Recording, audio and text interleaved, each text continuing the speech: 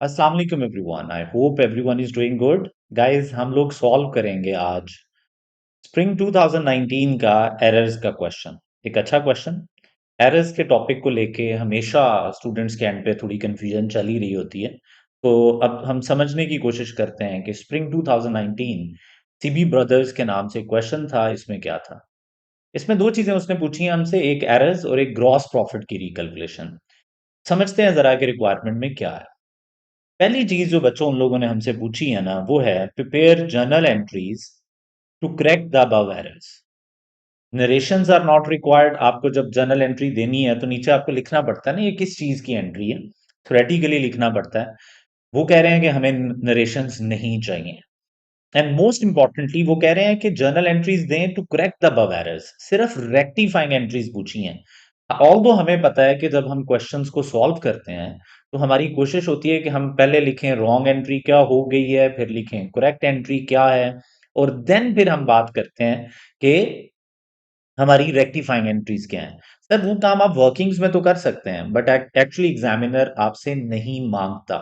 और अगर आप एग्जामिनर्स के कमेंट्स देखोगे तो वो उसमें भी यही कह रहा है कि भाई कई लोग हैं जो कि सारी एंट्रीज बनाने में टाइम वेस्ट करते रहते हैं।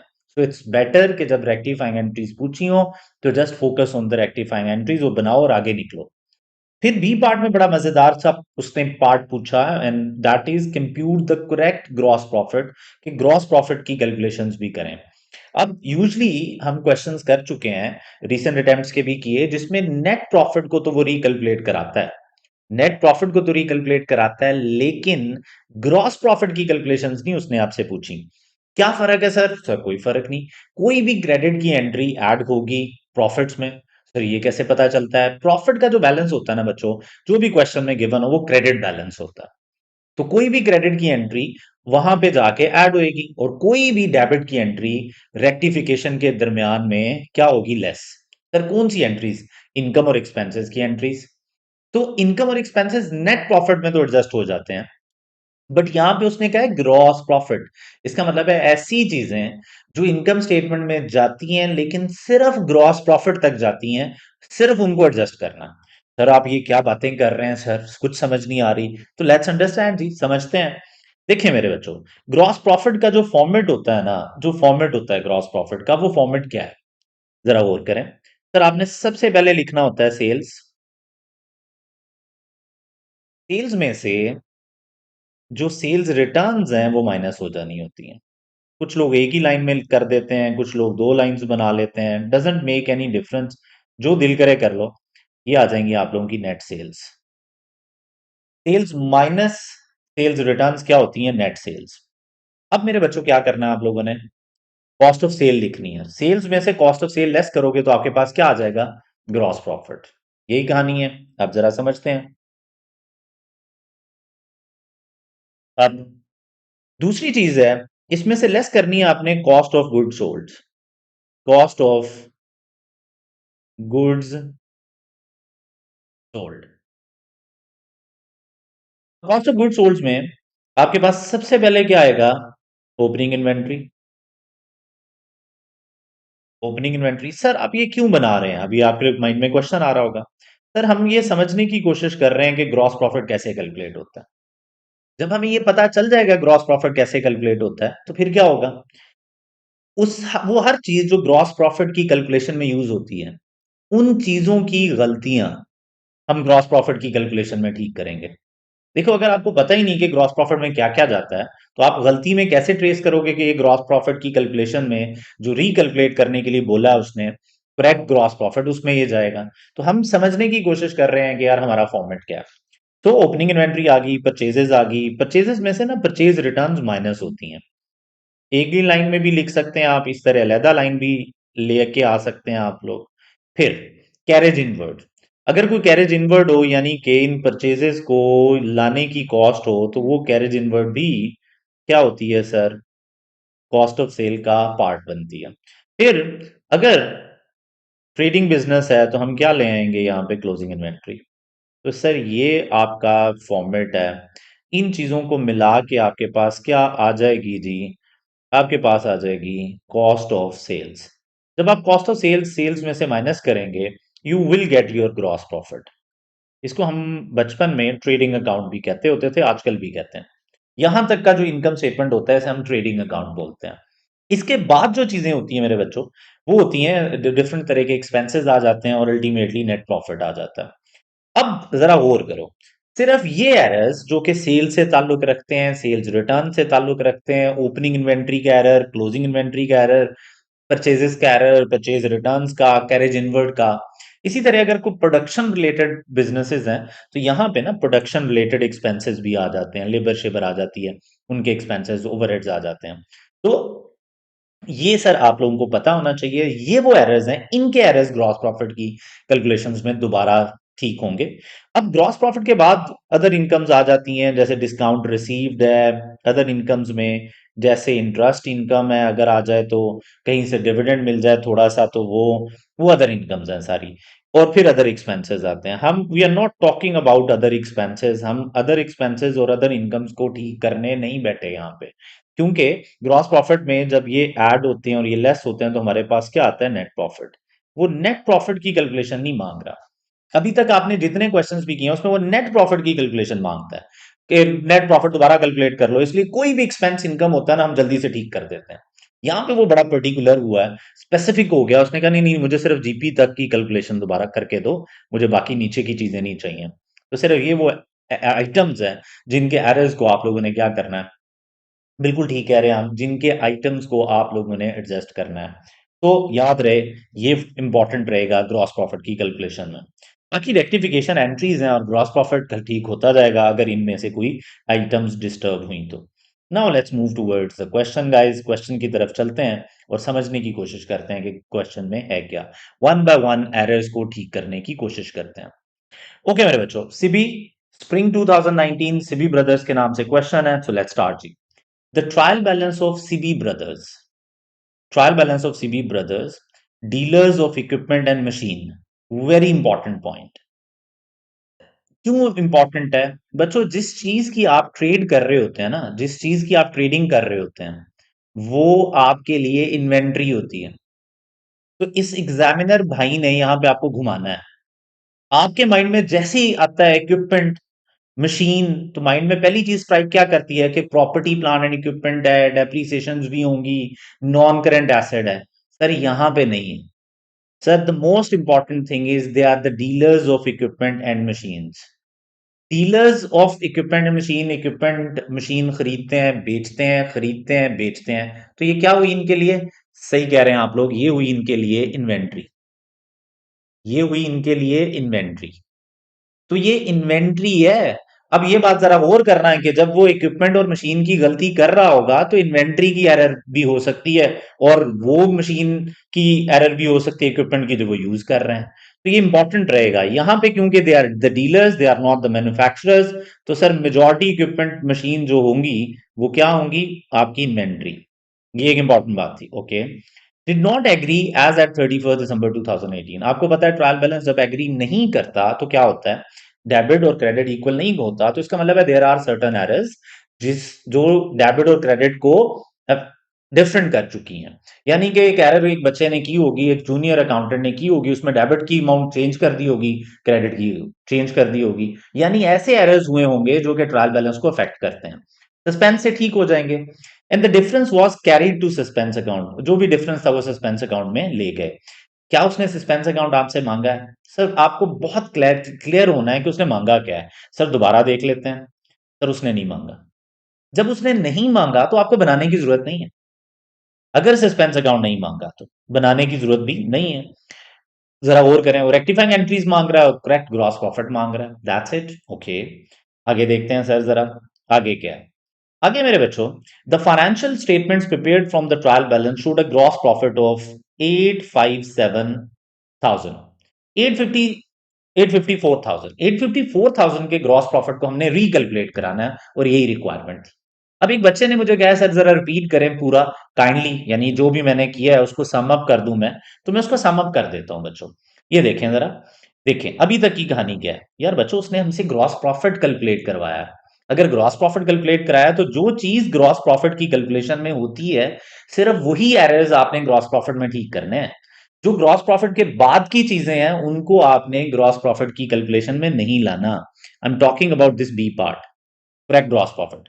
तो मैंने उसके लिए जल्दी से आपको फॉर्मेट बना दिया। ग्रॉस प्रॉफिट का क्या फॉर्मेट फॉर्मेट होता है? सेल्स में से आपने सेल्स रिटर्न्स लेस करनी होती हैं, आपके पास नेट सेल्स आ जाती हैं, फिर आप कॉस्ट ऑफ गुड सोल्ड लेते हैं, कॉस्ट ऑफ गुड सोल्ड में आप ओपनिंग इन्वेंट्री लेते हैं, परचेजेस लेते हैं, फिर आप परचेज रिटर्न्स माइनस करते हैं, परचेज कैरेज इनवर्ड लेते हैं, क्लोजिंग इन्वेंट्री माइनस कर देते हैं। इसका मतलब ये है कि अगर कोई सेल की गलती हुई, मुझे जीपी की कैलकुलेशन में लानी पड़ेगी, सेल्स रिटर्न्स की लानी पड़ेगी, opening inventory, purchases, purchase return, carriage inward और क्लोजिंग इन्वेंट्री की जो एरर्स होंगे वो आपको क्या करने पड़ेंगे? ठीक करने पड़ेंगे ग्रॉस प्रॉफिट में। अगर कोई ऐसा एक्सपेंस है, इनकम है, जो कि ग्रॉस प्रॉफिट के बाद आता है, जैसे बैड एंड डाउटफुल डेट्स बाद में आते हैं, जैसे सेलिंग एंड डिस्ट्रीब्यूशन एक्सपेंसेस बाद में आते हैं, ये रेंट एक्सपेंस बाद में आता है, इस तरह की जितनी भी चीजें होंगी मेरे बच्चों वो हमने एडजस्ट नहीं करनी। हमने सिर्फ ग्रॉस प्रॉफिट को रिकैलकुलेट करना है। And it was a trick. Examiner usually net profit की कैलकुलेशन मांगता है, लेकिन इस क्वेश्चन में उसने क्या मांगा है? ग्रॉस प्रॉफिट की कैलकुलेशन। तो मुझे क्या करना चाहिए? मुझे इस पार्ट को यहां पे लिख लेना चाहिए कि what is the correct gross profit. तो मैंने क्या किया, ग्रॉस प्रॉफिट रिकैलकुलेशन की हेडिंग दी, बी पार्ट लिखा, ये लें सर ग्रॉस प्रॉफिट रिकैलकुलेशन, ये मैंने लिख दी।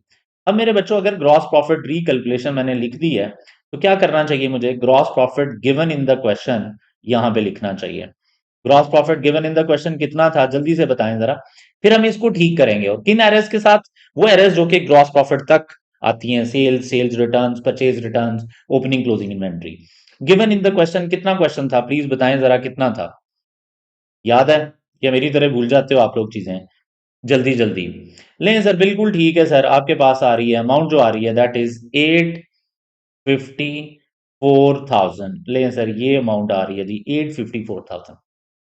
ये वो एरर है, ये वो प्रॉफिट है जो गिवन है लेकिन गलत है, इसमें कई गलतियां हुई हैं and we need to correct them, और ये 3 मार्क्स का क्वेश्चन है। अब हम लोग एडजस्ट करेंगे मेरे बच्चों, क्या एक एक क्वेश्चन, लेकिन एडिशनल इंफॉर्मेशन पहले पढ़नी है, इसी में आपको समझ आएगी कि चीजें चल कैसे रही हैं। सो लेट्स अंडरस्टैंड जी। Sir, SP uses periodic inventory method and record the inventory. Last class paper के क्वेश्चंस में मैंने समझाया था कि जब पीरियोडिक इन्वेंट्री मेथड चल रहा होता है ना, तो इन्वेंट्री की सिर्फ दो एंट्रीज होती हैं, एक क्लोजिंग इन्वेंट्री की, एक ओपनिंग इन्वेंट्री की। पीरियोडिक में सिर्फ ओपनिंग क्लोजिंग इन्वेंट्रीज की एंट्रीज होती हैं। जब चीजें खरीदी जाती हैं तो हम परचेजेस टू पेएबल करते हैं या परचेजेस टू कैश। जब चीजें बेची जाती हैं तो हम डेटर टू सेल्स करते हैं, हम इन्वेंट्री की एंट्रीज नहीं बनाते बार बार। उसमें जिसमें हर एंट्री पर इन्वेंट्री के साथ होती है, परचेजेस हुई हैं तो इन्वेंट्री टू पेएबल होगा, परचेज रिटर्न्स हुई हैं तो इसी एंट्री को रिवर्स करेंगे, पेएबल टू इन्वेंट्री। वो होता है परपेचुअल सिस्टम।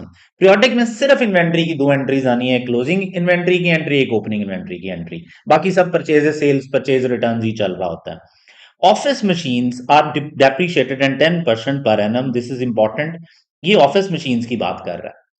ऊपर क्या पढ़ा था हमने कि ये वो बंदा है जिसका जिसकी ट्रेडिंग की मशीन्स एंड इक्विपमेंट में है, but there are certain machines जो कि ऑफिस मशीन्स हैं, यानी उसके ऑफिस में यूज होती होंगी, are depreciated at 10% from the month of addition to the month prior to disposal.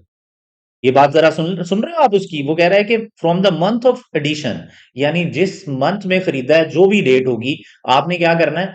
आपने पूरे मंथ की डेप्रिसिएशन चार्ज कर देनी है, और जिस मंथ में आपने बेचा है उस मंथ की चार्ज नहीं करनी, प्रायर टू डिस्पोजल तक चार्ज करनी है। हमें पता है full month in the month of purchase and none in the month of sale, हमने पढ़ा था। Using the reducing balance method, reducing balance method है जी जो फॉर्मूला करना है। सर ये क्यों बता रहा है?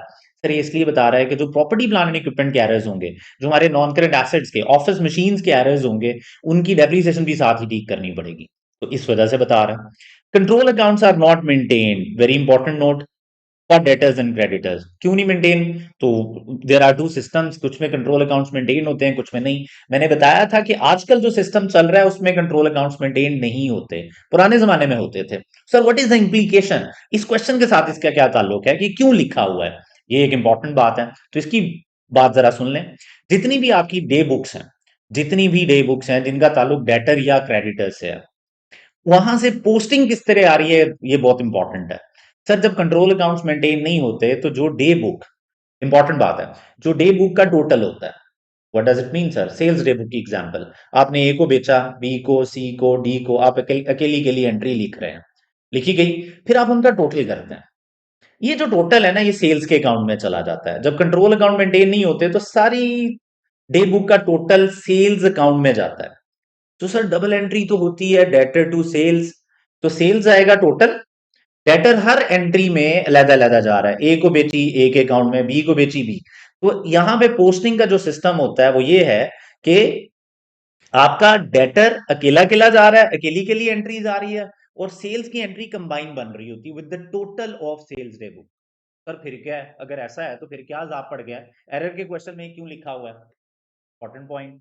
सर इसलिए लिखा हुआ है कि अब अगर टोटल में गलती हो गई मेरे से, किसी भी डे बुक के टोटल में गलती हुई, तो वो सिर्फ डेबिट या क्रेडिट की गलती होगी, डेटर की गलती नहीं होगी। जब मुझे कहेगा ना सेल्स डे बुक का टोटल गलत हो गया, तो मुझे समझ आ जाएगी डेटर तो ठीक है, क्योंकि डेटर टोटल के साथ तो लिखे नहीं जाते, डेटर लिखे जाते हैं अलहदा अलहदा हर ट्रांजैक्शन के। तो टोटल गलत होने का मतलब है डेटर बिल्कुल ठीक, टोटल गलत होने का मतलब है क्रेडिटर बिल्कुल ठीक, टोटल गलत होने का मतलब ये है कि सेल्स की, सेल्स रिटर्न्स की, परचेज रिटर्न्स की गलती हो सकती है, डिस्काउंट की गलती हो सकती है, but debtors are exactly same, उसमें कोई गलती नहीं है। तो ये एक इंपॉर्टेंट बात है। जब कंट्रोल अकाउंट मेंटेन ना हो तो कंट्रोल अकाउंट्स मेंटेन नहीं है, इसका मतलब है डे बुक की गलती, सेल्स डे बुक के टोटल्स की गलती, सिर्फ सेल्स की गलती होगी, डेटर बिल्कुल ठीक होंगे। इस पे मैंने बड़ी डिटेल में डिस्कशन की थी लास्ट पास पेपर में, जो कि हम लोगों ने किया भी था। अब आ जाओ यार बच्चों, ये वाली बात भी इंपॉर्टेंट होगी। ओके सर ठीक है, अब जरा देखते हैं कि करना क्या। सर पहला एरर देखें जरा, एक छोट छोट छोट थोड़ी सी देर के लिए देखें जरा, देखें आपको क्या समझ आती है। फर्स्ट एरर पढ़ के अंदाजा लगाएं कि आपको क्या समझ आ रही है, जल्दी से। मैं समझाऊं फिर। एक ना माइंड में आइडिया लेना कि मैं ऐसा सोच रहा हूं, फिर मैं जब डिस्कशन करूंगा ना, तो आप आगे से क्वेश्चंस भी अच्छे पूछेंगे मेरे से, और आप ज्यादा अच्छे तरीके से समझ सकते हैं कि हो क्या रहा है। जल्दी से sir, I am just talking about first error. जे फर्स्ट एरर बताएं।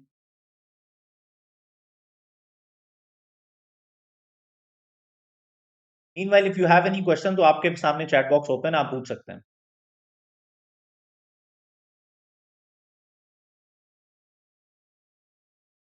फर्स्ट एरर क्या लग रहा है गाइस? क्या लग रहा है?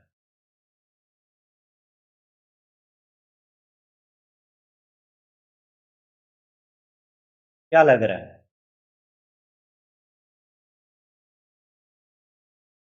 ओके, एक भाई ने लिखा है जी।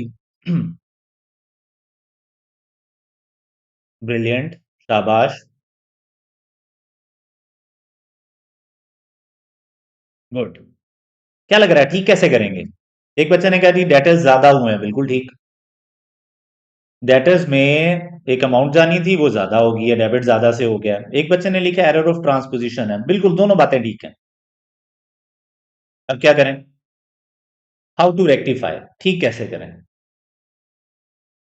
ट्रांसपोजिशन एरर जब भी बोलना है ना आपने, तो ट्रांसपोजिशन एरर में एक बात का ख्याल रखना है।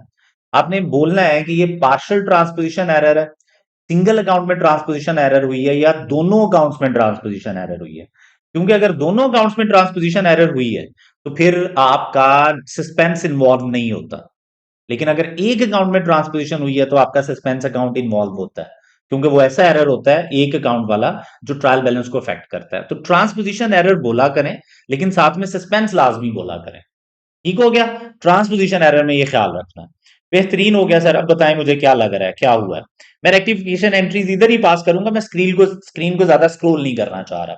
तो जरा गौर करें, क्या क्या एरर ठीक करूं? सर वो कह रहा है सेल्स इनवॉइस थी ऑफ 24,000, डबल एंट्री होती है, डेबिट करते हैं आप डेटर को, डेटर होता है डेबिट, लेंज, और क्रेडिट होता है आपका सेल्स।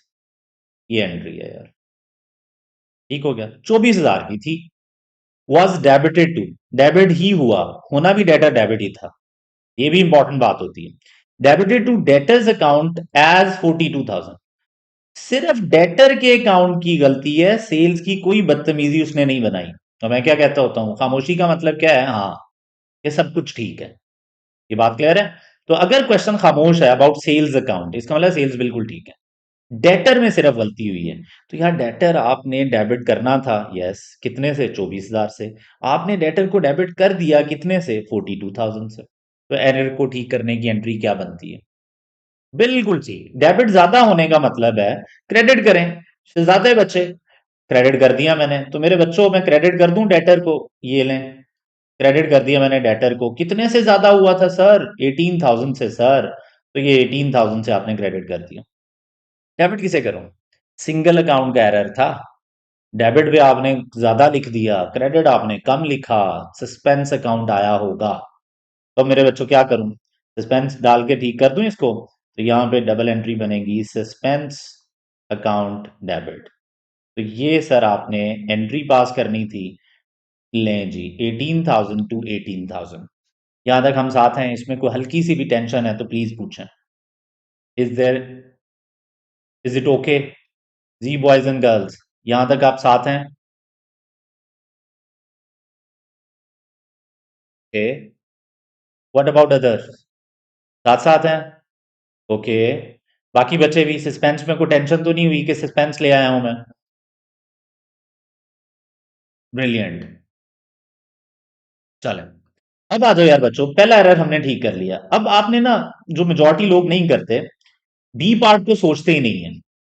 सर हमने बी पार्ट को भी सोचना है, हम बी पार्ट भी सॉल्व कर रहे हैं, जिसमें हम ग्रॉस प्रॉफिट को ठीक कर रहे हैं। इसमें कोई ऐसी चीज है जो ग्रॉस प्रॉफिट में जानी चाहिए या इनकम स्टेटमेंट में जानी चाहिए? सस्पेंस कहीं नहीं जाता, सस्पेंस अकाउंट के में ही जाता है। ये debtor account, debtor sir asset है। सर ये तो बैलेंस शीट में जाता है। सर ये कैसे पता चलता है आपको सर? सर ये कैसे पता चलेगा कि ये प्रॉफिट को इफेक्ट करेगा या नहीं करेगा? सर बड़ा आसान है। 5 बेसिक एलिमेंट्स हैं यार। एसेट्स हैं, लायबिलिटीज हैं, इनकम है, एक्सपेंस है और कैपिटल है, जिसे हम FR1 में अभी इक्विटी कहते हैं। तो मेरे बच्चों क्या करूं? आप बताएं क्या करूं? सर इक्विटी जाती है statement of changes in equity में, इसका मतलब उसका प्रॉफिट की कैलकुलेशन से कोई ताल्लुक नहीं। Okay. Sir assets balance sheet में जाते हैं, प्रॉफिट की कैलकुलेशन से कोई ताल्लुक नहीं। सर लायबिलिटी भी बैलेंस शीट आइटम है, कोई ताल्लुक नहीं। Sir income expenses, income expenses जाते हैं सर। इसका मतलब इनकम एक्सपेंसेस की एंट्रीज का इनकम स्टेटमेंट से ताल्लुक है, प्रॉफिट कैलकुलेशन से। डेटर का कोई ताल्लुक नहीं, डेटर इज एन एसेट। इसका मतलब है प्रॉफिट रिकैलकुलेशन को ठीक करने में कोई पंगा नहीं है इस एरर का। डन। अब आ जाए मेरे बच्चों, अगली एरर भी जरा देख लें। अगली एरर भी देख लें जरा।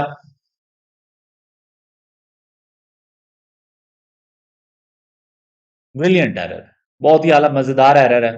देखते हैं जरा कि क्या करना है। शाबाश। देख लें, शाबाश। सारे देखें।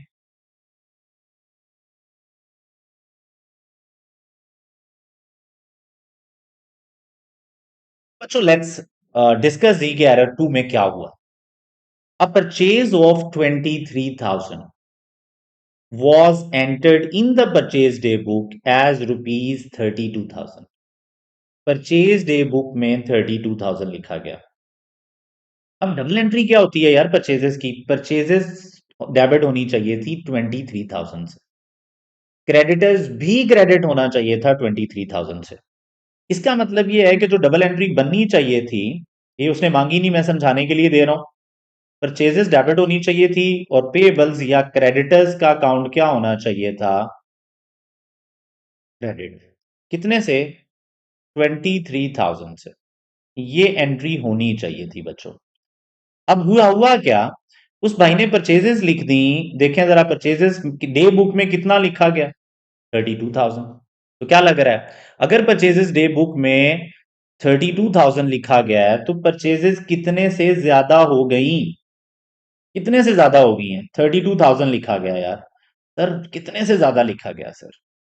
देखें जरा।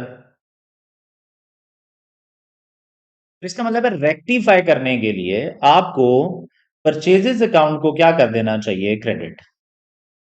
कितने से क्रेडिट कर देना चाहिए? जब डेबिट ज्यादा हो जाए तो परचेज अकाउंट को आपको क्रेडिट कर देना चाहिए। कितने से बच्चों? 9,000 आ रहा है, ब्रिलियंट। तो परचेजेस आ गई 9,000 से। ये लें, परचेजेस 9,000 आ गई। ओके, मैंने क्रेडिट कर दी। क्रेडिटर के अकाउंट में चेक करें जरा। क्रेडिटर के अकाउंट में क्रेडिट होना चाहिए था 23,000, लेकिन उस भाई ने सिर्फ क्रेडिट किया है क्रेडिटर्स को। कितने से? 3,200 से। तो यार बच्चों क्रेडिट भी कम किया उसने, डेबिट ज्यादा कर गया था, मैंने उसको ठीक करने के लिए क्रेडिट किया। और उसने देखें क्रेडिटर्स को कम लिख दिया इसने। देखें जरा कितने से कम लिखा है क्रेडिटर्स। देखें कितने से कम लिखा है क्रेडिटर्स। क्रेडिटर्स को क्रेडिट करना था, 19,800 से कम किया। तो क्या करूं फिर? और क्रेडिट कर दूं? कम क्रेडिट करने का मतलब है कि जो अकाउंट कम क्रेडिट हुआ है उसे और क्रेडिट कर देते हैं। क्रेडिटर्स को मैंने क्रेडिट किया 19,800 कह रहे हैं भाई, तो ये 19,800 आ गया। तो परचेजेस भी आ गई, क्रेडिटर्स भी आ गया। ये काम आपने किया है। ब्रिलियंट। अब मेरे डेबिट पे क्या करूं? जी सर, ऑब्वियसली जो जो गलतियां थी वो ठीक कर ली। एंट्री अभी भी बैलेंस नहीं हो रही, तो क्या करें फिर? तो सस्पेंस अकाउंट ले आए सर, ये लें सर, ये आपके पास आ गया सस्पेंस अकाउंट। कितनी अमाउंट सर? कोई बताएगा सस्पेंस अकाउंट की कितनी अमाउंट आ रही है? प्लीज बताएं सस्पेंस अकाउंट की कितनी अमाउंट आ रही है? सस्पेंस अकाउंट की कितनी अमाउंट आ रही है? डेबिट क्रेडिट इक्वल होना चाहिए, सस्पेंस आएगा जी, प्लीज बताएं। 28,800 कह रहे हैं लोग, बिल्कुल ठीक कह रहे हैं। तो 28,800 ये वैल्यू आ गई जी, 28,800। ये मेरे बच्चों रेक्टिफाइंग एंट्री थी। अब इंपॉर्टेंट बात क्या है, कौन लोग हैं जो कि कुछ भूल जाते हैं? मैंने कहा था आपने नहीं भूलना। वो कौन लोग हैं, क्या भूल जाते हैं? वो भूल जाते हैं कि हम पार्ट बी भी सॉल्व कर रहे हैं। तो अब पार्ट बी का क्या करना है मेरे बच्चों, ये बताएं। अकल से बताना है आप लोगों ने। हम ग्रॉस प्रॉफिट कैलकुलेशन कर रहे हैं। इज देयर एनी आइटम जो कि इनकम स्टेटमेंट का आइटम है? पहले तो ये डिसाइड कर लें। सस्पेंस अकाउंट नहीं, इनकम स्टेटमेंट में नहीं जाना। सस्पेंस अकाउंट की एंट्री सस्पेंस अकाउंट में जाएगी। ओके।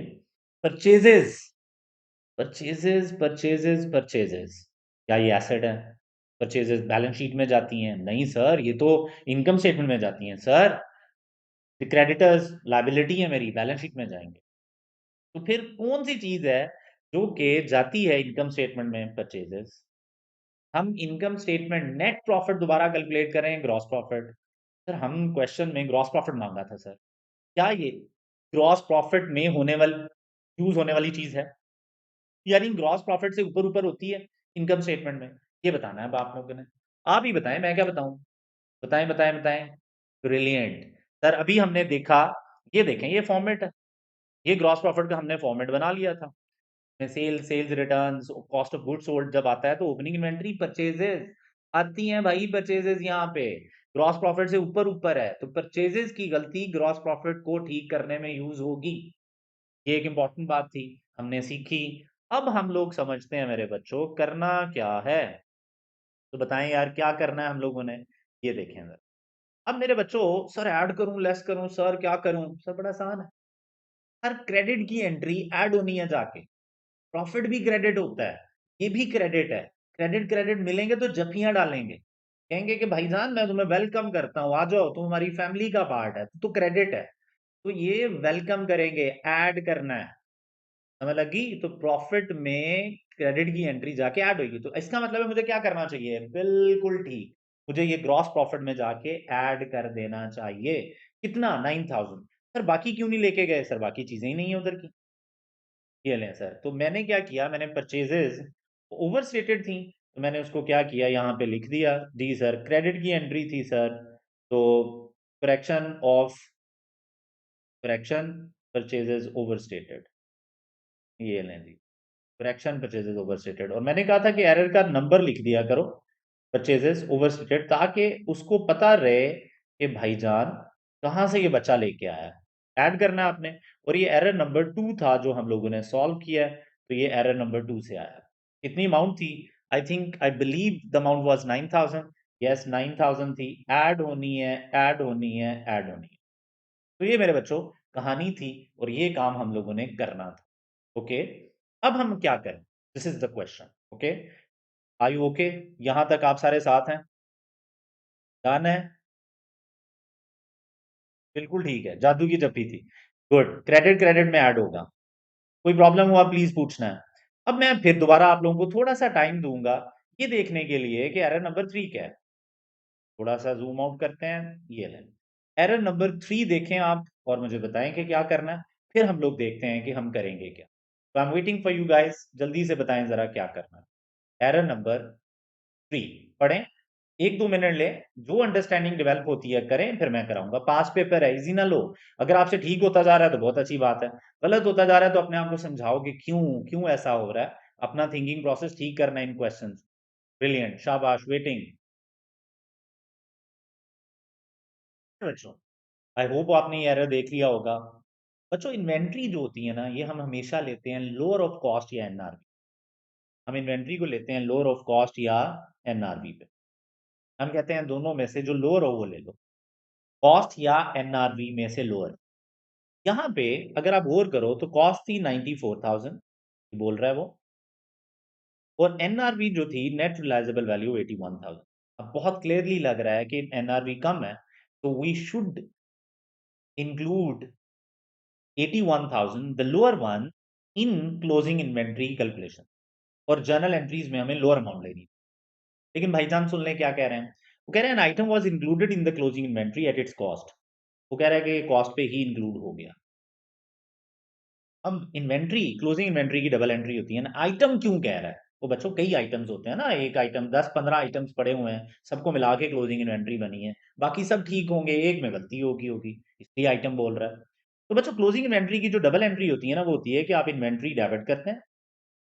ये एक्चुअल एंट्री ये होती है, क्लोजिंग इन्वेंट्री आप डेबिट कर देते हैं, ये आपकी बैलेंस शीट का आइटम होता है, बैलेंस शीट में चला जाता है, और क्रेडिट कर देते हैं आप कॉस्ट ऑफ सेल को। ये एरर है, कॉस्ट ऑफ सेल को आप क्रेडिट कर देते हैं। तो closing inventory debit, cost of cell credit.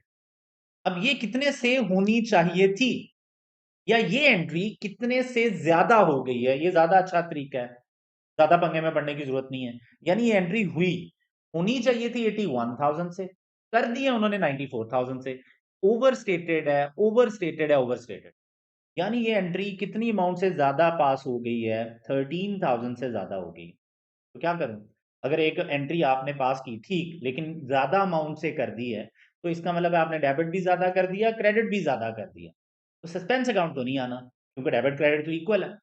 क्या करें, रिवर्स करेंगे, बिल्कुल ठीक, शाबाश। तो इसका मतलब है मेरे बच्चों, रेक्टिफिकेशन एंट्री क्या बननी चाहिए, एंट्री बनानी चाहिए आपको इसकी, और रिवर्स करें, कॉस्ट ऑफ सेल को आपको डेबिट करना चाहिए।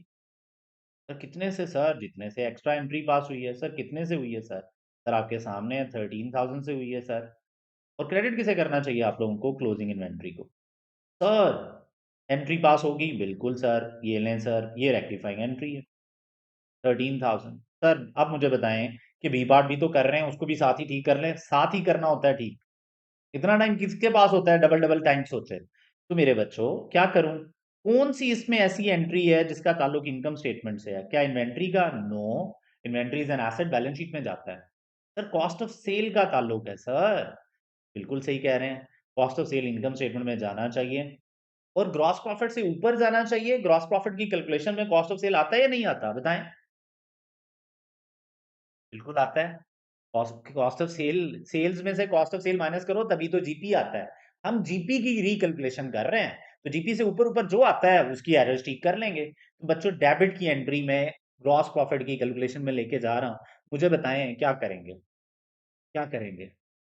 ये क्रेडिट प्रॉफिट, ग्रॉस प्रॉफिट की कैलकुलेशन एक क्रेडिट का प्रोसेस है। जब आप डेबिट जाके वहां पे घसीटेंगे तो क्या होगा, लड़ाई होगी, झगड़े होंगे, एक दूसरे को मारेंगे या जफियां डालेंगे, ये बताएं ना जरा, क्या करेंगे। तो गाना बताओ क्या करेंगे ये, जल्दी से जरा, क्या करेंगे ये, लेस करेंगे, बिल्कुल। तो गाना बताओ लड़ाई झगड़े वाला। तो ये मेरे बच्चों थर्ड एरर था जो आपने ठीक किया, मैं यहाँ पे ठीक करता हूँ। ये number of error, error number जो था वो थर्ड था, आपने इसको डेबिट की एंट्री है बच्चों, तो गलती क्या हुई है, आपने करेक्शन की है of over statement of closing inventory, correction of over statement of over stated inventory, closing inventory, ये लें सर। बाकी जो लिखना लिख दें, नरेशन पे ज्यादा फोकस ना करना, करेक्शन पे, प्रोसेस पे ज्यादा फोकस करना। नंबर आपने साथ दिया होगा, एग्जामिनर खुद ही समझ लेगा। तो कितनी अमाउंट थी यार, I believe the amount was, कितनी थी, अमाउंट कितनी थी, बता दो बता दो बता दो, 13,000।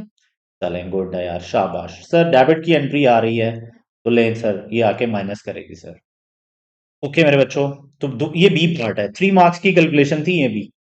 ओके, डन है सर, आगे बढ़े सर। सर आगे बताएं सर, आगे क्या करना है हमने, आप करें sir.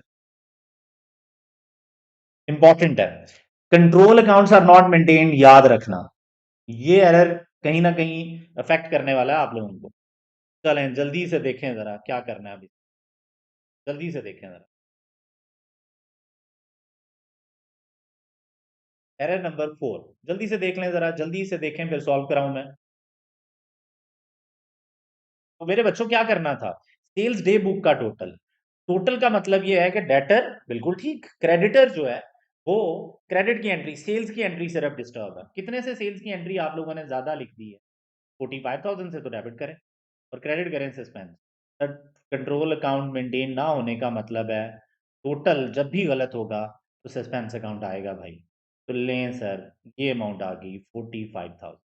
Sir B part solve कर रहे हैं सर, ग्रॉस प्रॉफिट की कैलकुलेशंस भी देख रहे हैं सर, क्या करें सर? सर ऑब्वियसली देखें कौन सी चीज़ है जो कि इनकम स्टेटमेंट में जाती है। सर सेल्स जाती है सर, ये सेल्स की एंट्री जाती है सर, ये सेल्स की एंट्री जब जाएगी तो क्या करेगी sir? Sir cost gross profit से ऊपर ऊपर जाती है, बिल्कुल sir, sales less cost of sale ही तो होते हैं आपके ग्रॉस प्रॉफिट, तो ओके जानी है। डेबिट की एंट्री जा रही है, मुझे बताएं ग्रॉस प्रॉफिट में डेबिट की एंट्री जाएगी तो क्या करेगी?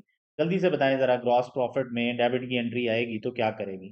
तो एरर नंबर 4 में सेल्स ओवर स्टेटेड थी, उसकी करेक्शन किया आपने, correction of over stated sales. तो डेबिट की एंट्री है मेरे बच्चों, डेबिट की एंट्री आके इसको क्या करेगी, माइनस करेगी। तो इसका मतलब ये है कि 45,000 से आपका जो ग्रॉस प्रॉफिट है ये कम हो जाए, क्योंकि आपने सेल्स को डेबिट किया। क्या हम यहाँ तक साथ हैं? कोई टेंशन तो नहीं ना लग रही है आप लोगों को? ब्रिलियंट। आगे बढ़ते हैं सर, अगले एरर की तरफ जाते हैं। आप लोगों ने करनी है ट्राई या मैं करवाता जाऊं जल्दी जल्दी, प्लीज मुझे बताएं। ट्राई करना है आप लोगों ने एरर पहले या मैं कराता जाऊं, बताएं। ओके, एक भाई कह रहे हैं सर करवाते जाएं, बाकी लोग?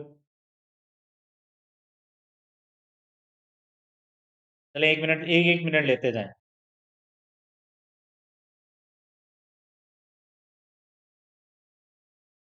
Okay, brilliant.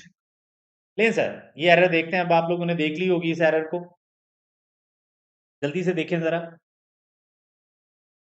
Return inwards, sales return को कहते हैं। ये कौन सी रिटर्न है जो वापस आती हैं, हमारे पास आती हैं? सर हमने जो कस्टमर को बेची थी तब चीजें चली गई, अब चीजें आ रही हैं इनवर्ड, तो ये सेल्स रिटर्न है मेरे बच्चों। रिटर्न आउटवर्ड्स, ये परचेज रिटर्न है। परचेज रिटर्न आप बाहर भेजते हैं, आप भेज रहे हैं बाहर।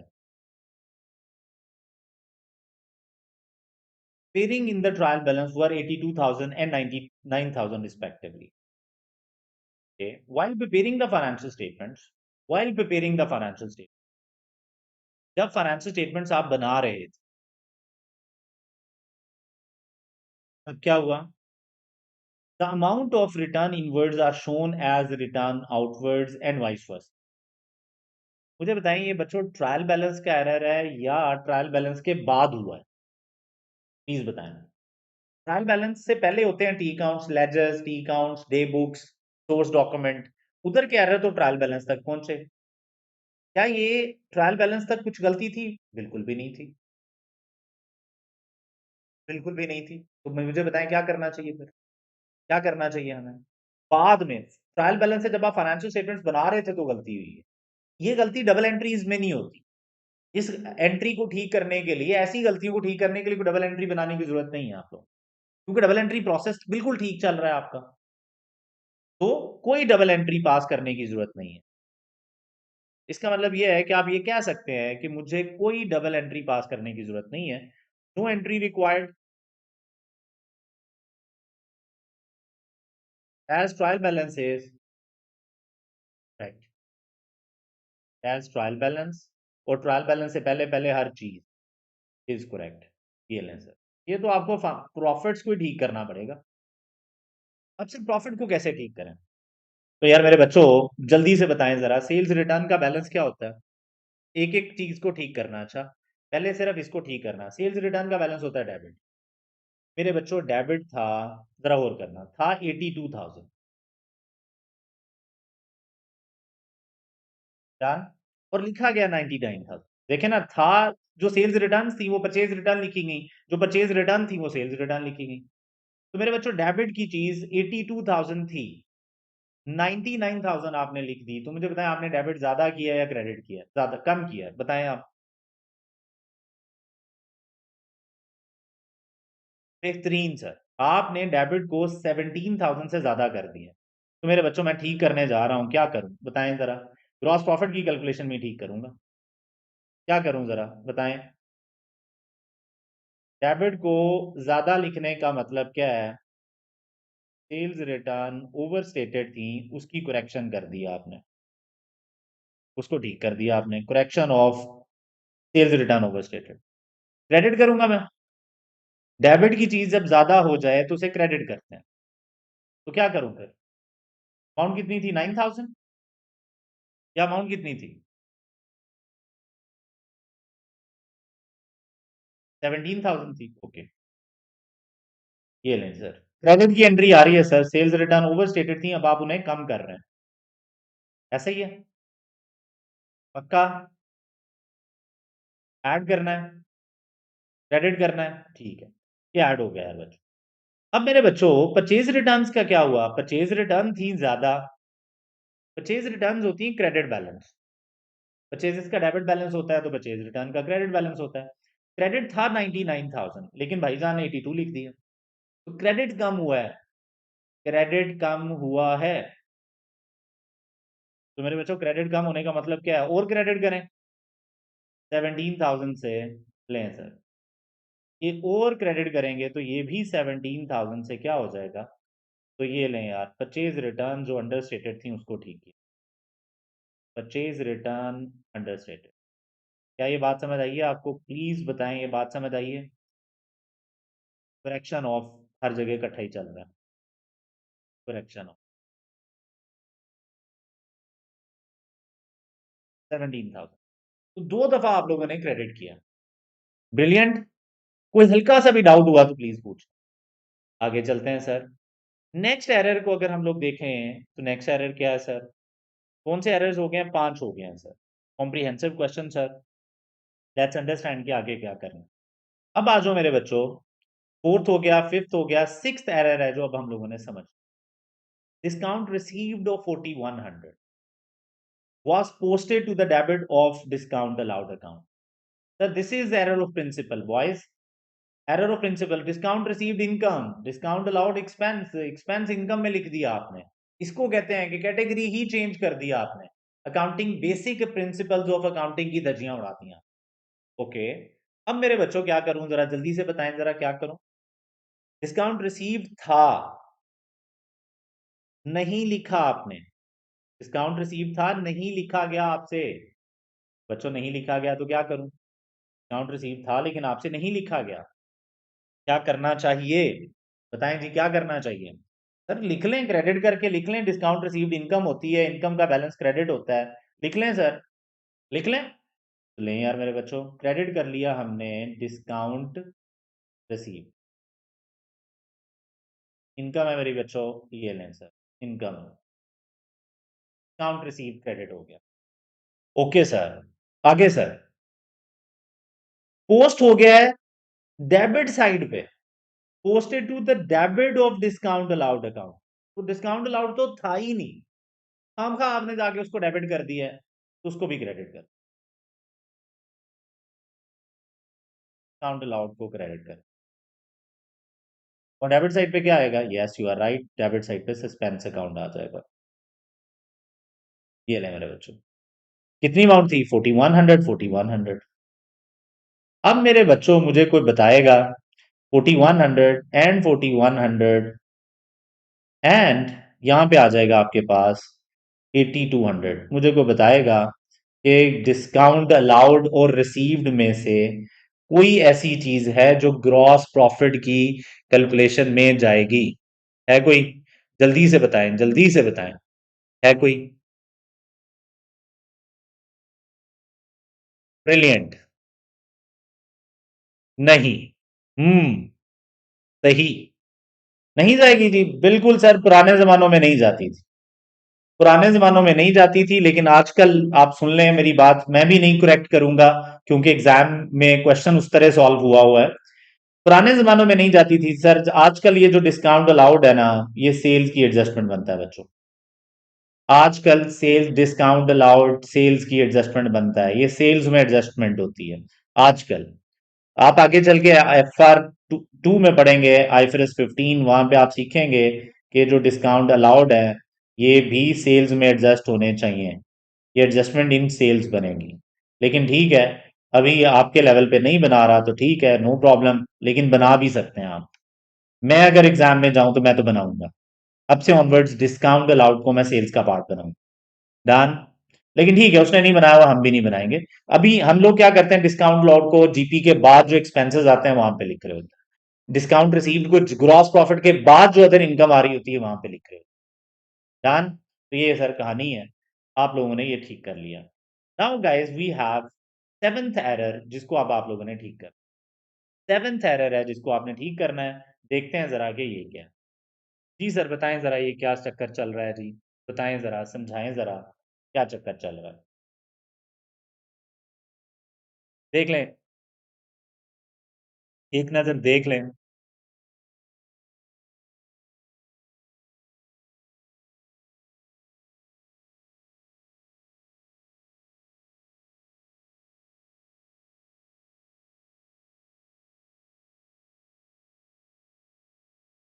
ओके बच्चों, लेट्स सी जी। SP started using an inventory item. Sir वो काम किस चीज का कर रहे हैं भाईजान? प्लांट एंड मशीनरी का। मशीनरी ट्रेडर हैं, खरीदते हैं बेचते हैं, खरीदते हैं बेचते हैं, ये उनका काम है। हुआ क्या, उन्होंने यूज करना शुरू कर दी ऑफिस में। उन्होंने कहा यार ये वाली मशीनरी यूज करना शुरू कर दो, ऑफिस के लिए चाहिए। तो जब आप इन्वेंट्री में से निकालते हैं, ऐसे ऐसे आपने हाथ मारा इन्वेंट्री पे और आपने कहा जी इन्वेंट्री से निकालो और यूज के लिए रख लो, तो आप पता क्या कर रहे हैं?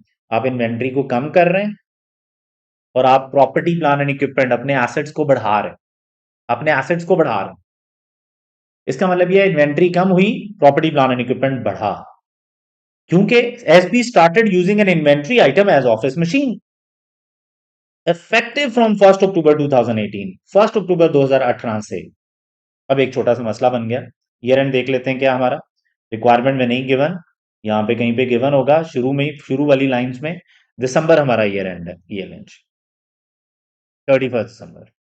तो सर जब आपने यूज करना शुरू किया तो आपने डेप्रिशिएट भी करना था। अक्टूबर में यूज करना शुरू किया तो अक्टूबर, नवंबर एंड दिसंबर, 3 माह आपको क्या करना चाहिए था?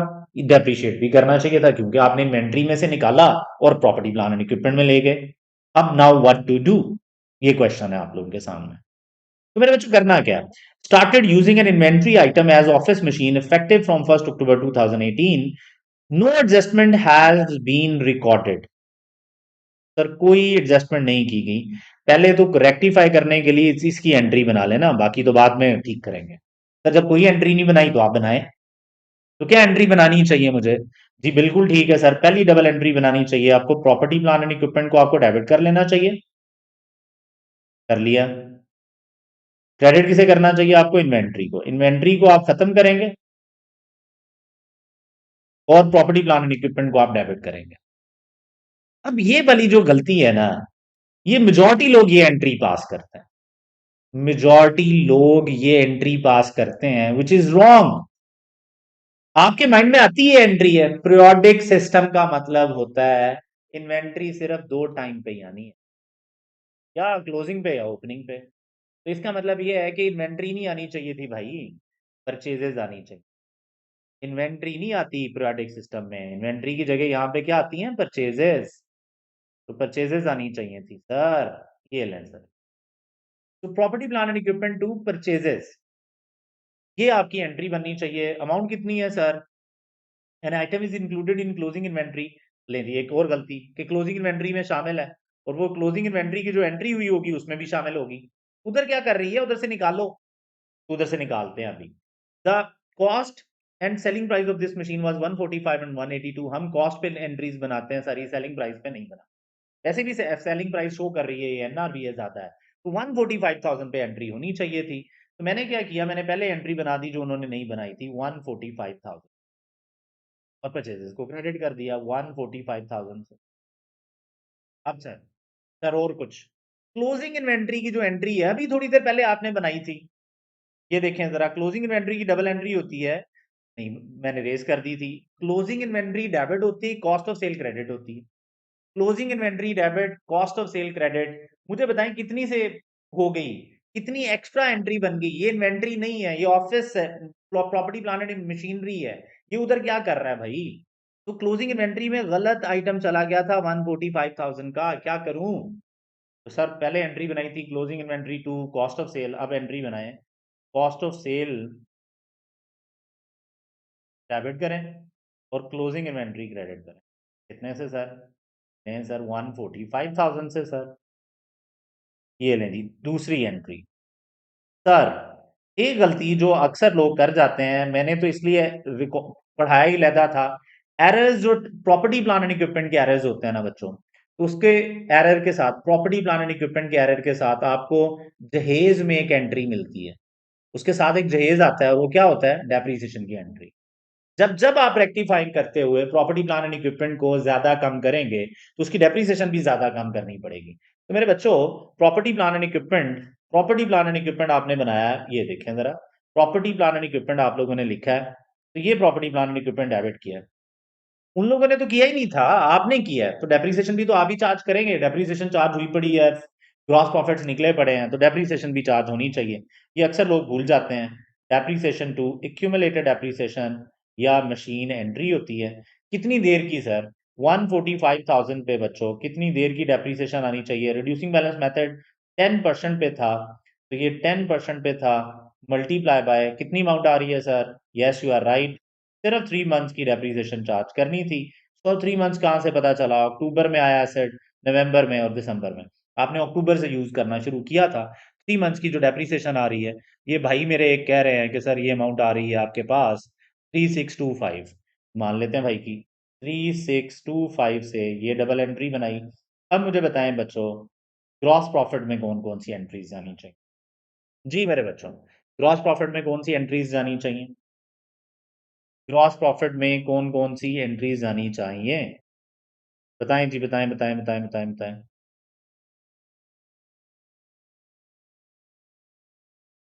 जल्दी से बताएं। ग्रॉस प्रॉफिट में कौन सी एंट्रीज आनी चाहिए। बिल्कुल ठीक कह रहे हैं आप सर, एक एंट्री आनी चाहिए ये परचेजेस वाली, परचेजेस कॉस्ट ऑफ सेल की आइटम है, क्रेडिट की एंट्री। एक जानी चाहिए ये कॉस्ट ऑफ सेल की डेबिट की एंट्री, के अलावा तो कुछ नहीं है। ये ऑफिस मशीन है, प्रोडक्शन बिजनेसेस में जो प्रोडक्शन वाले इक्विपमेंट होते हैं, प्रोडक्शन जो कॉस्ट होती है, प्रोडक्शन में मशीन यूज होती है, उसकी डेप्रीसिएशन का कॉस्ट ऑफ सेल से ताल्लुक होता है। ये ऑफिस मशीन है, इसका नहीं है। तो मेरे बच्चों बताएं जरा, एक क्रेडिट की एक एंट्री, एक डेबिट की एंट्री, तो नेट इफेक्ट क्या है, ग्रॉस प्रॉफिट पे कोई इफेक्ट गया। तो आंसर है ग्रॉस प्रॉफिट पे कोई इफेक्ट नहीं है सर। एक दफा क्रेडिट करेंगे, एक दफा डेबिट करेंगे, एक दफा बढ़ाएंगे, एक दफा कम करेंगे, सेम अमाउंट्स हैं, तो इसका कोई इंपैक्ट नहीं जाएगा प्रॉफिट की कैलकुलेशन में। अदरवाइज लिखना है लिख दें, एक दफा ऐड कर दें, एक दफा लेस कर दें। ब्रिलियंट सर, बहुत आला एरर। लें मेरा फेवरेट एरर, एरर नंबर 8 को अब आप लोग तसल्ली से देखेंगे जरा, एक दफा रीड किए बगैर नहीं समझना चाहिए इसको, एक दफा समझें एंड देन फिर इंशाल्लाह मैं आपको समझाता हूँ। जरा देखें कि करना क्या है। वेटिंग सर, वेटिंग, शाबाश।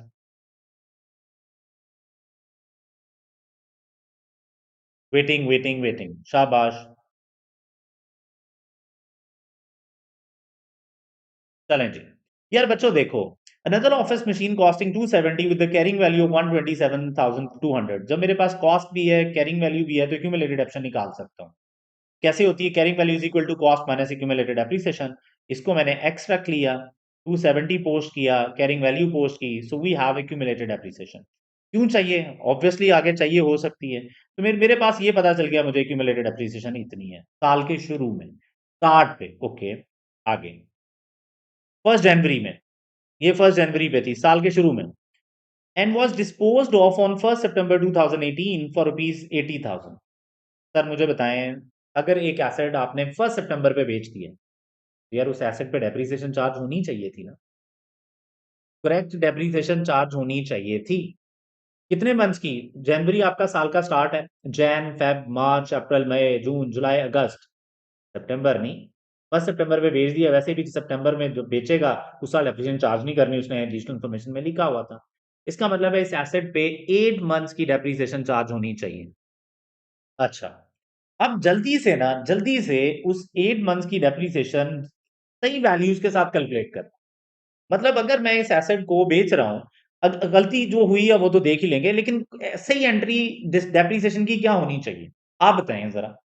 यानी कितनी एंट्री होनी चाहिए, याद रहे रिड्यूसिंग बैलेंस मेथड है, तो करेक्ट डेप्रिसिएशन की जो एंट्री होनी चाहिए ना मेरे बच्चों, वो होनी चाहिए करेक्ट एंट्री होनी चाहिए। जी सर बताएं करेक्ट एंट्री कितनी होनी चाहिए, करेक्ट एंट्री कितनी होनी चाहिए, प्लीज बताएं करेक्ट एंट्री कितनी होनी चाहिए डेप्रीसिएशन की। करेक्ट डेप्रीसिएशन कितनी होनी चाहिए जो चार्ज होनी चाहिए, correct depreciation charge. Sir reducing balance method carrying value पे लगता है सर। साल के शुरू में जो कैरिंग वैल्यू है उसके ऊपर रेट लगाएं। क्वेश्चन में गिवन था 10% rate from the month of purchase to the month of to prior to the month of disposal. 10% rate लिखा हुआ है, ये देखें जरा।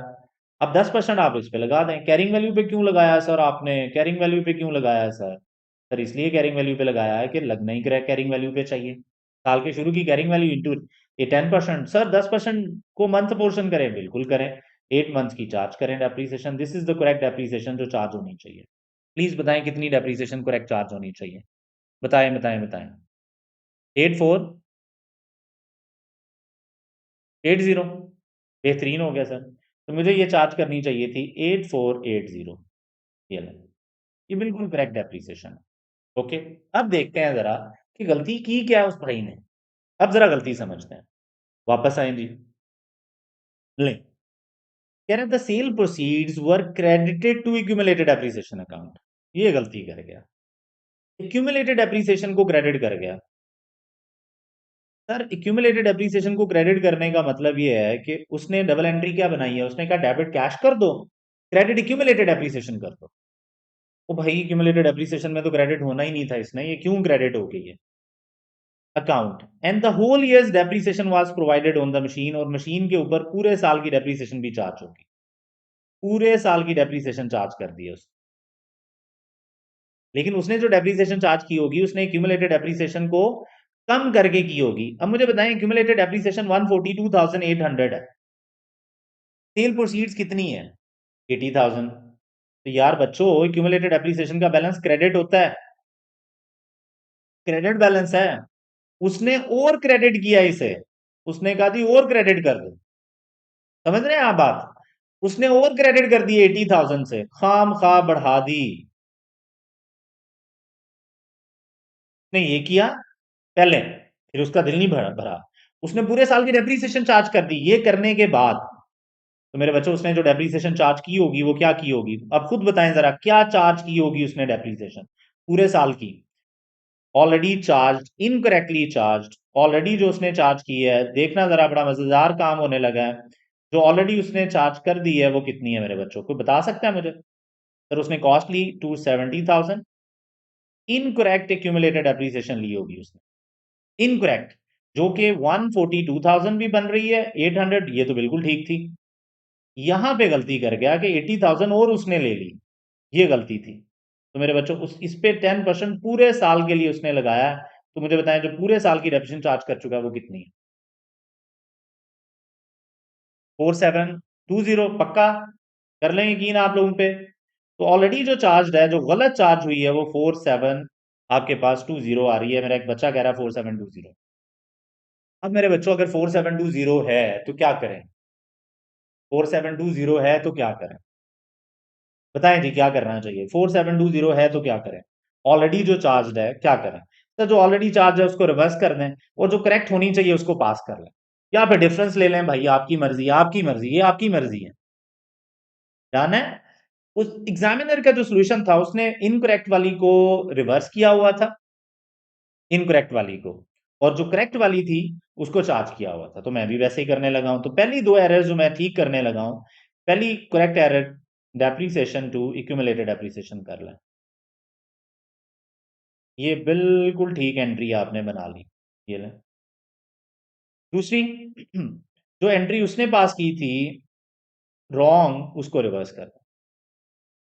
बाकी नेट एंट्री भी बन सकती है बच्चों, ये अब आप बड़े हो गए हैं तो आपको बताने की जरूरत नहीं है। 8480 से आनी चाहिए थी, 8480 से आनी चाहिए थी। और ये जो डेप्रीसिएशन है ये 4720 से और 4720 से ये लें सर, ये काम हुआ है सर। ब्रिलियंट। वो एरर्स हो गए ठीक। अब आप देखते हैं देखें कि उसने एक्यूमुलेटेड एप्रिसिएशन को खामखा डिस्पोजल प्रोसीड्स के साथ कर दिया था क्रेडिट। तो मैं डिस्पोजल की एंट्री बनाऊंगा, कोई मसला नहीं है, डिस्पोजल की एंट्री बना लें। उसने डिस्पोजल की एंट्री नहीं बनाई हुई, तो डिस्पोजल की एंट्री बच्चों बनाने के लिए मुझे थोड़ा सा जूम इन करना ही पड़ेगा डाटा को ठीक करने के लिए। तो मैं डिस्पोजल की एंट्री बनाने लगा। क्या डिस्पोजल की एंट्री होती है बच्चों? एक्यूमुलेटेड एप्रिसिएशन डेबिट होती है, जितनी करेक्ट एक्यूमुलेटेड एप्रिसिएशन है सारी डेबिट करो। सर आप डिस्पोजल डेट पे एक्यूमुलेटेड एप्रिसिएशन को खत्म कर देते हैं, कैश रिकॉर्ड करते हैं, लेकिन वो कैश भाईजान रिकॉर्ड कर चुके हैं। उसने cash to accumulated appreciation entry कर दी थी, तो कैश टू एक्यूमुलेटेड एप्रिसिएशन की थी, तो मैं उस एक्यूमुलेटेड एप्रिसिएशन को भी डेबिट करूंगा। ये जो एक्यूमुलेटेड एप्रिसिएशन मैं डेबिट कर रहा हूँ, ये उसने जो क्रेडिट कर दी थी उससे है। ये जो बिल्कुल ठीक होनी चाहिए थी वो है। अब ठीक होनी कितनी चाहिए थी सर? सर साल के शुरू में 142,800 है। इस साल जो करेक्ट डेप्रीसिएशन चार्ज हुई है वो 8480 है। तो मुझे बताएगा बिल्कुल ठीक एक्यूमुलेटेड डेप्रीसिएशन कितनी आ रही है, बताएं प्लीज। 142,800 साल के शुरू में एक्यूमुलेटेड डेप्रीसिएशन। इस साल की डेप्रीसिएशन सही वाली अगर मैं इसमें ऐड कर दूं तो मेरे पास एक्यूमुलेटेड डेप्रीसिएशन डिस्पोजल डेट ही आ जाएगी ना। तो ये दोनों ऐड कर लें, कितनी आ रही है प्लीज बताएं एक्यूमुलेटेड डेप्रीसिएशन दोनों को मिला के।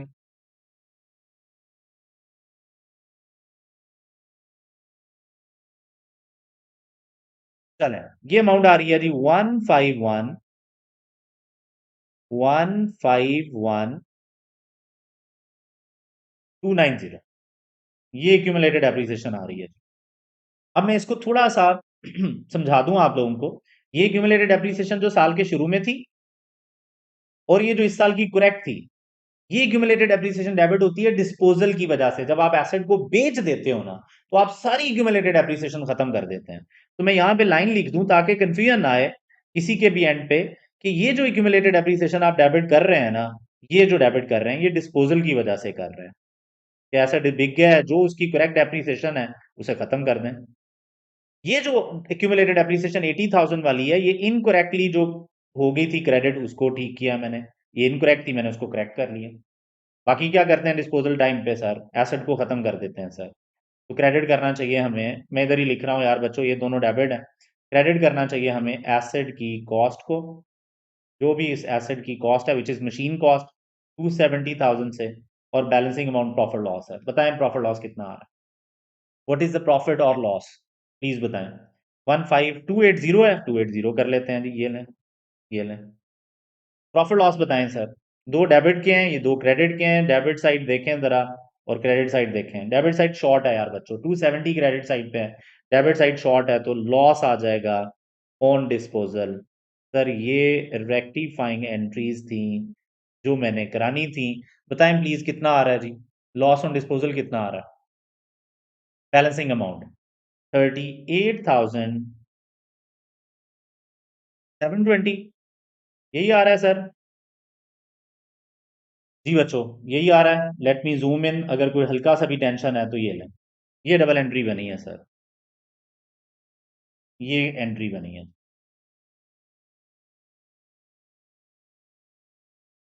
जी बच्चों डन है, प्लीज बताएं यहां तक साथ हैं?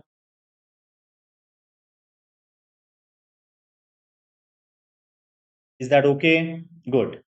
मेरे भाई कोई ऐसी चीज जो आपको लग रहा हो कि जिसका ताल्लुक कॉस्ट ऑफ सेल से है, ऑफिस मशीन है। ऑफिस मशीन के जो डेप्रीसिएशन है वो ग्रॉस प्रॉफिट के बाद जाती है। प्रोडक्शन वाली होती तो यस कॉस्ट ऑफ सेल को अफेक्ट करती। लॉस ऑन डिस्पोजल वैसे ही अदर एक्सपेंसेस में जाता है, प्रॉफिट हो तो अदर इनकम में जाता है ऑन डिस्पोजल। इसका मतलब है कोई चीज ग्रॉस प्रॉफिट से रिलेटेड नहीं है। तो प्लीज देखें जरा क्या आप लोगों को ये बातें समझ आ गई हैं। अगर बातें समझ आ गई हैं तो एक एरर अभी भी रहता है जिसका ताल्लुक किससे है? जी सर बैंक रिकंसिलिएशन से है। अब बैंक रिकंसिलिएशन का टॉपिक उसने बेसिकली ये क्वेश्चन इंट्रोडक्शन टू काउंटिंग का है। पहले एरर्स इंट्रोडक्शन टू काउंटिंग में होती थी और इस तरह बड़े बड़े क्वेश्चन आते होते थे। ठीक है, तो इसलिए उसका फोकस बैंक स्टेटमेंट पे भी है, रिकन्सिलिएशन पे भी है। बहरहाल अब गिवन है तो हमें कुछ ना कुछ तो करना पड़ेगा। तो लेकिन मेजर ओवरऑल जितना क्वेश्चंस आपके लेवल पे आना चाहिए वो खत्म हो गया है। ये था सीबी ब्रदर्स के नाम से स्प्रिंग 19 का क्वेश्चन। यहां तक आप लोगों को समझ आ गई है? Now I am interested in this reconciliation. क्या यहां तक आप लोगों को समझ आ गई है? प्लीज बताएं जरा, स्टार्ट करें रिकन्सिलिएशन के एरर्स का क्या करना है हम लोगों ने।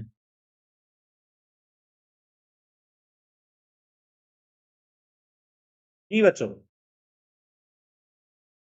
रिकन्सिलिएशन सर, जरा देखते हैं। थोड़ा सा रिवाइज करना पड़ेगा बैंक रिकन्सिलिएशन और फिर देखना पड़ेगा कि ये एरर्स क्या है। अगेन मैं कह रहा हूं, चांसेस बहुत कम है कि इस तरह के एरर्स इतने एक्सटेंसिव क्वेश्चन दे के पूछ ले। लेकिन भाई आपका एग्जामिनर है, आपके एग्जामिनर का आपको पता है, पता तो चलता नहीं कि भाईजान चाहते क्या हैं हमसे। ग्रॉस प्रॉफिट में कोई पंगा नहीं होगा बैंक रिकन्सिलिएशन का, लेकिन लेट्स अंडरस्टैंड जी कि अब क्या हुआ है। मैं अब इसको सॉल्व कराऊंगा। लें सर, ये मैंने कर लिया जूम इन और ये आ गया, ये लें sir. Sir the balance as per bank statement on 31 December 2018, bank statement जो कह रही है was reconciled with the cash book. reconcile उन्होंने कर लिया। ओके, ड्यूरिंग रिव्यू, जब हमने रिव्यू किया, following matters were noted in the bank reconciliation statement. हमें पता चला बैंक रिकंसिलिएशन में कोई पंगा है। अब उन पंगों को हम ठीक कर लेते हैं, उन पंगों को हम लोग ठीक कर लेंगे। तो पहला पंगा देखें जरा। List of unpresented cheques includes a check issued to a creditor on 30th April 2018 amounted to rupees 28,000। एक चेक आपने इशू किया था क्रेडिटर्स को 30th अप्रैल 2018 को, अमाउंटेड टू 28,000। ओके, मेरे साल में क्रेडिटर को मैंने चेक दिया, भेजा, 28,000 का था। उसने अभी तक प्रेजेंट नहीं किया, उसने पैसे नहीं निकलवाए। मैं क्या कर सकता हूँ? वो तो ओके है, मैं क्या करूँ? ठीक है, मेहरबानी उसकी नहीं निकलवाए तो।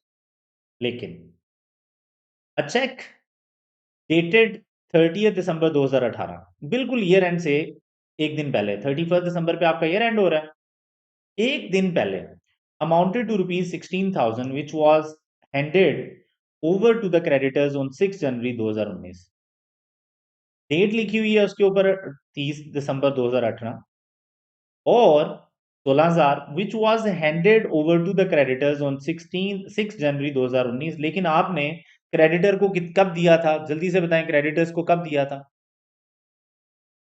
6 जनवरी में, यानी कि आपने अगले साल दिया, तो ये तो प्रेजेंट हो ही नहीं सकता था बेचारा। अब अनप्रेजेंटेड चेक्स में ये शामिल है यार। इसका मतलब मेरे बच्चों ये है कि ये पैसा बैंक में से गया ही नहीं। क्या ख्याल है? अब जरा और करना। अब आपको पता होना चाहिए, जब आप बैंक रिकंसिलिएशन पढ़ते हैं तो आपको पता है कि चेक की जो टोटल मंथ्स हैं वो कितने मंथ्स होते हैं जिसमें चेक प्रेजेंट हो सकता है। अदरवाइज चेक बिल्कुल फारग हो जाएगा। याद है किसी को? मैं आपको चेक लिख के देता हूँ, उसकी एक डेट है, उसकी डेट के कितने देर बाद वो चेक प्रेजेंट ही नहीं होगा, बैंक कहेगा यार सॉरी, 6 माह, 6 माह तक का पुराना चेक आउटडेटेड हो जाता है। सर आप फाइनेंशियल्स बना रहे हैं 31 दिसंबर पे, 31 दिसंबर पे 2018 पे, चेक पे आपने लिख के दिया क्या? 30 अप्रैल 2018 था।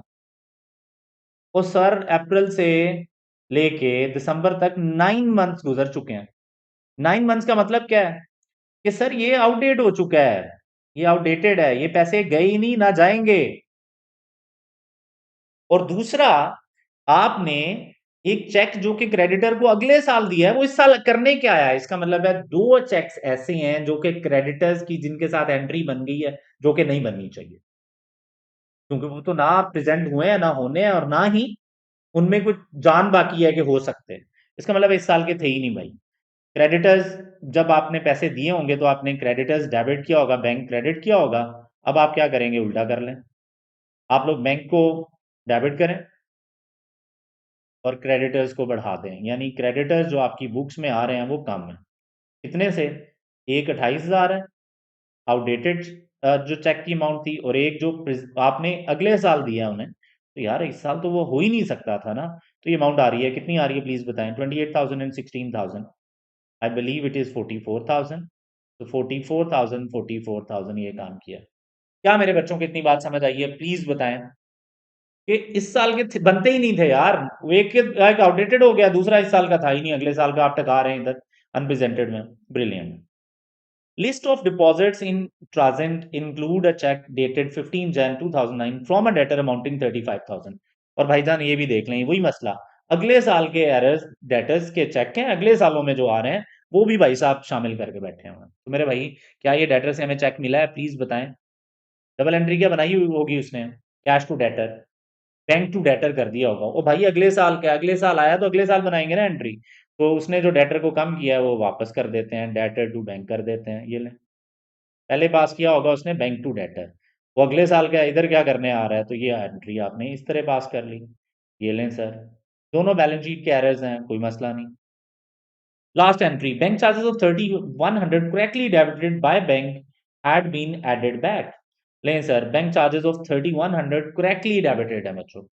इसका मतलब है बैंक चार्जेस करेक्टली डेबिट हुए थे, लेकिन वो भाईजान क्या कर चुके हैं, बैंक में ऐड कर चुके हैं। बैंक में ऐड करने का मतलब क्या है? किसने कहा बैंक में पैसे नहीं गए पैसे? ओ भाई, काट लिए उन्होंने, चले गए हैं। तो भाईजान ने क्या कर लिया है, ऐड बैक कर लिए। तो क्या करूं फिर? लेस करा दूं, बैंक चार्जेस डेबिट करें और क्रेडिट क्या करें, बैंक। ये एक्सपेंस, अब ये भी अदर एक्सपेंसेस हैं। 3100 ये लें सर। उन्होंने भाईजान एंट्री नहीं बनाई, तो added back to bank account में मतलब क्या है? हैड बीन एडेड बैक का मतलब है उसने कहा नहीं नहीं, ये तो पैसे गए ही नहीं, तो ये क्यों उन्होंने निकाले, हम ऐड कर लेते हैं। तो उन्होंने बैंक में ऐड कर लिए, विच इज रॉन्ग, नहीं होने चाहिए। एंट्री है हमारे साल का, बैंक चार्जेस तो रिकॉर्ड होने चाहिए। ले मेरे बच्चों, ये दिस वाज द एरर, हमने ठीक कर लिया। करेक्ट प्रॉफिट हमारे पास आ रहा है, सिर्फ मुझे ये करेक्ट प्रॉफिट दे दो एंड दैट्स इट। ये करेक्ट प्रॉफिट आ रहा है 839,000, ये बिल्कुल यही आ रहा है। तो ये था मेरे बच्चों एक क्वेश्चन ऑन एरर्स, जो कि था ग्रॉस प्रॉफिट की कैलकुलेशंस और इस पे एग्जैक्टली जी रेक्टिफिकेशन ऑफ एरर्स पे। मजे का क्वेश्चन तो ये था। Thank you so much, stay blessed, अल्लाह हाफिज।